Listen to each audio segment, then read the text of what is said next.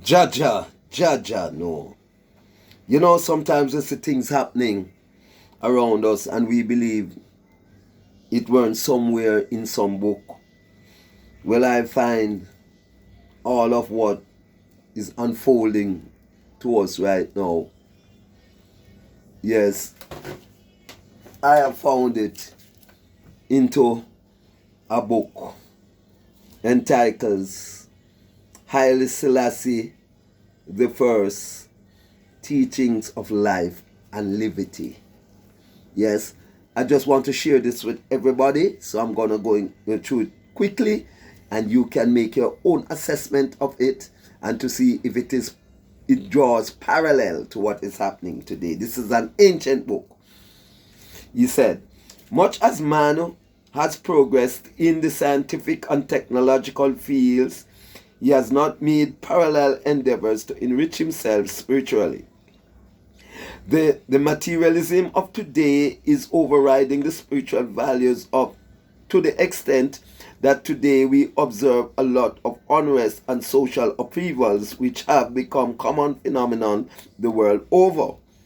Unless humanity reverts to the time-honored value which have enabled past generations to overcome with courage the adversities they encountered in their daily lives, we shall not only be failing ourselves but prosperity as well. We're going through it quickly. In order to advance in our respective undertakings and set ourselves on the right path, we have to learn and draw abundantly from the great spiritual heritage which our father and forefathers have bequeathed to us. This can give us strength and a sense of continuity which are essential for progress and development. Learning a profound knowledge nurtures noble character and impart wise mind. The family unit and educational establishment have great responsibilities in these endeavors, for they are the basic national progress and prosperity. The harvest of life is a character which grows with time, and it is this very factor that determines one's destiny and future. We should always bear this in mind, and in so doing we shall avoid personal disaster and will not bring adverse influence on others. We don't know who need to hear this, Probably Mr. Musk and Mr. Trump need to hear this, and all that is pushing for AI intelligence.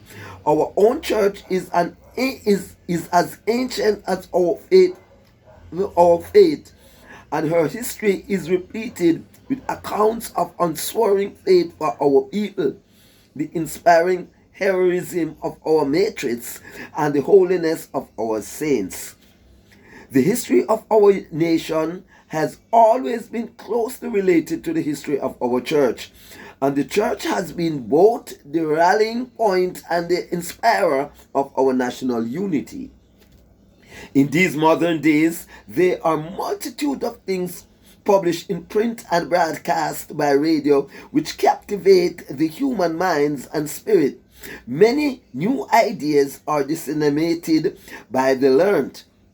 Many wonderful appliances are produced to make life more and more comfortable. Yes, like the robots and all of those, Google, Alexa, and all of them.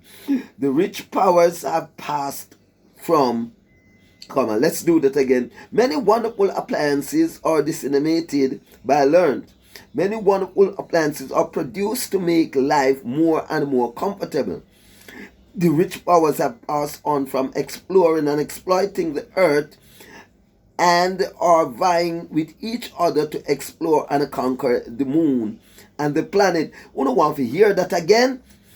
The rich powers have passed on from exploring and exploiting the earth and are vying with each other to explore and conquer the moon and the planet. Now, being as the time is so short here, I'm going to do this on my live and explain all of these to you. Knowledge is increasing in a bewildering manner. All this is good, wonderful, and praiseworthy. but what will be the end of it all? It's our firm belief that only what the Almighty Haile Selassie will be done. We should be careful that the result does not achieved by mankind should not meet the FATE, the fate of the Tower of Babel, the handwork of those of old which came to pieces in their hands. On here, take it. It's a warning, right? Be careful. The Apostle Paul said, the wisdom of this world is foolishness. With Jah and knoweth the thoughts of the wise, and they are in vain, because Jah knoweth the thought of the wise and know that they are in vain. The reason for this is because, generally speaking, man makes himself and his wisdom the beginning and the end of his aim in life. Oh, suicide him a commit, man, and don't know, right? And we are convinced that the end of this is destruction and death. However, wise or however mighty a person may be, he is like a ship without a rudder. If he is without God, a rudderless ship is at the mercy of the waters and the wind, drift wherever they take it. And if there arises a whirlwind, it's smashed against the rock and becomes as if it had never existed. Good. Is our firm belief that a soul without God is beyond to meet with no matter faith. Come on, a soul without the Spirit, he means. Yeah, generation come and pass. The learn of our church and the laity knows what fundamental relationship we know have and had with the Egyptian churches. It is religion that binds us with our brethren in Egypt. When we say religion, it is not restricted to the professed faith. In this connection, to one can question the faith of others, for no human being can be judge of the ways of Haile Selassie, Rastafari.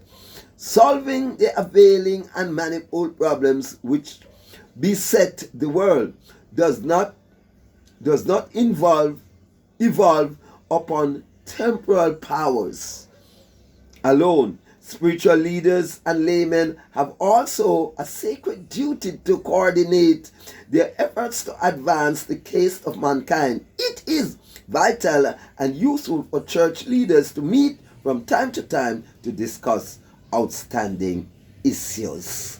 Let us leave it there for now, but I promise you to explain this in a more deeper content, although it has been well said here by Haile Selassie. Alright? Argument done.